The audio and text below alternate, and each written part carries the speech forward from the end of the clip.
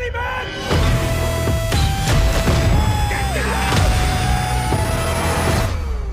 Hello, welcome to a very special report on Battlefield 1. You've probably already seen the trailer. It's got mustard gas, it's got horses, it's got red barons. Oh my. Battlefield is going to World War I. We all saw the trailer, but Mike Mahardy, you just ran back from Redwood Shores where you saw actual gameplay of this, and you've got a lot more details on what this game has to offer. First things first, what was in the gameplay trailer that we haven't seen, and how does it look?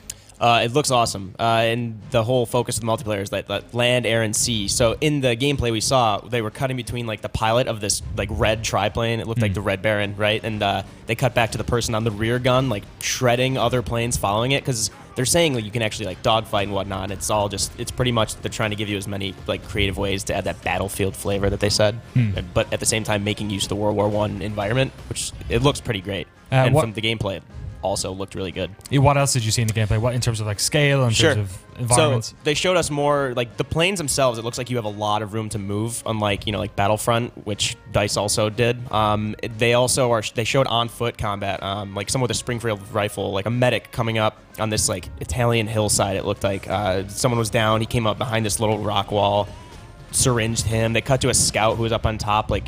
The shot through the scope of the sniper rifle looked like the maps were huge, like Battlefield, like early Battlefield games. It looks like it's much more expansive, and I mean, they've got how many more months before release? Is like this looks like a near final thing. We'll get into the nitty-gritty in a second. We have a bunch of stuff to talk about, but just to be a little bit surface level for a second, how did it look in comparison to the 1 minute sort of in-engine trailer we did see? It looked similar. Like that trailer was not like facetious at all. Was the gameplay trailer, do you think, like souped up at all? Was it pretty genuine gameplay? It looked very genuine. I mean, it was definitely like there was a few shots where they were running through smoke and then people were getting mowed down in front of them, and it looked like it was from the first person perspective. They might have kind of taken liberty with that. Cool. But it did look pretty similar. Vehicles. Yeah. I want to know all about them. All right. Because I just have to say, it's been a long time since I've been able to like fly with a joystick. Right. Yeah. And that is key. Now, you saw some awesome dogfighting. My biggest concern is that we're going to have really simplified controls. I mean, joystick-wise. Now, were these planes rolling a lot?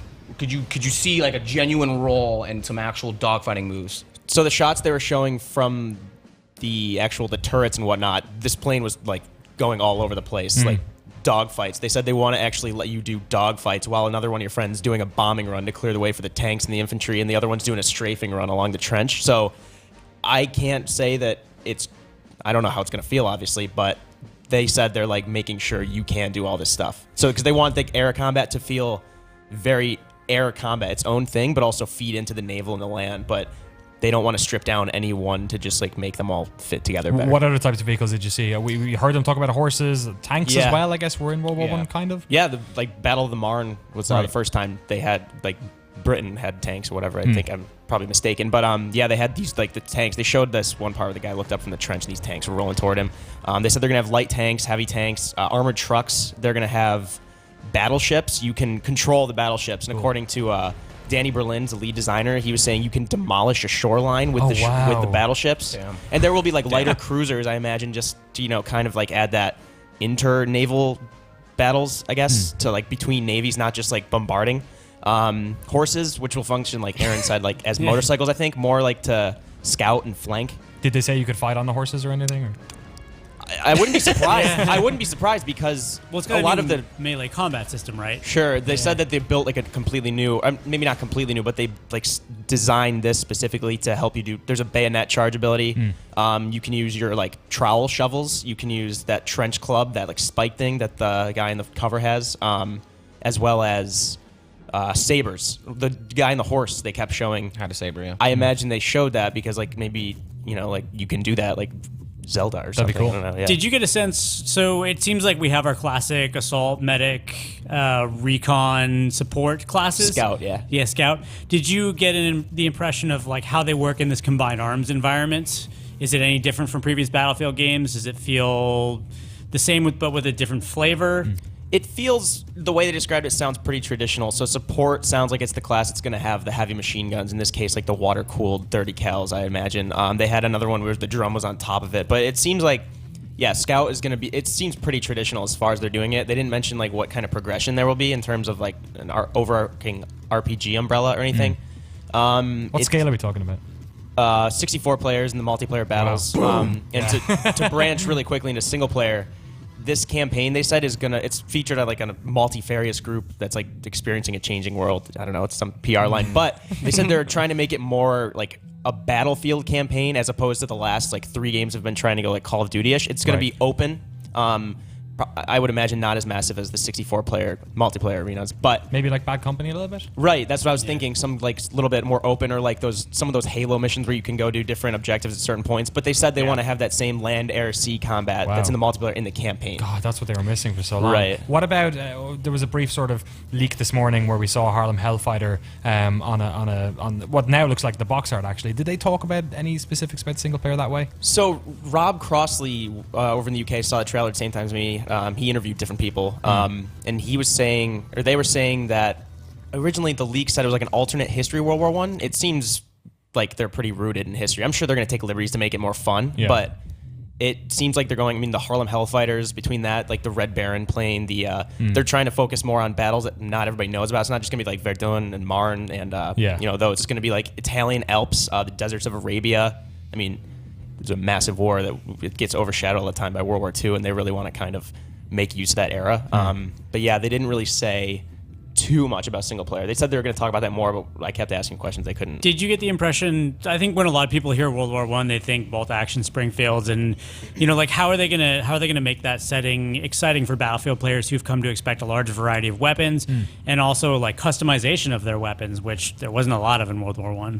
Right. I don't know about customization, and again, that might factor into like the progression system, which they didn't talk about for multiplayer. If they have one, I imagine they will. There is some customization, though, right? With the weapons, I'm not. They said like I don't know like how you. I imagine you could, because I mean different like scopes and whatnot for like bolt action rifles, because they showed like them actually like they showed like a documentary showing them shooting actual rifles and they were switching to stuff. But they said like a common misconception of World War I is that it's all like Springfield bolt action.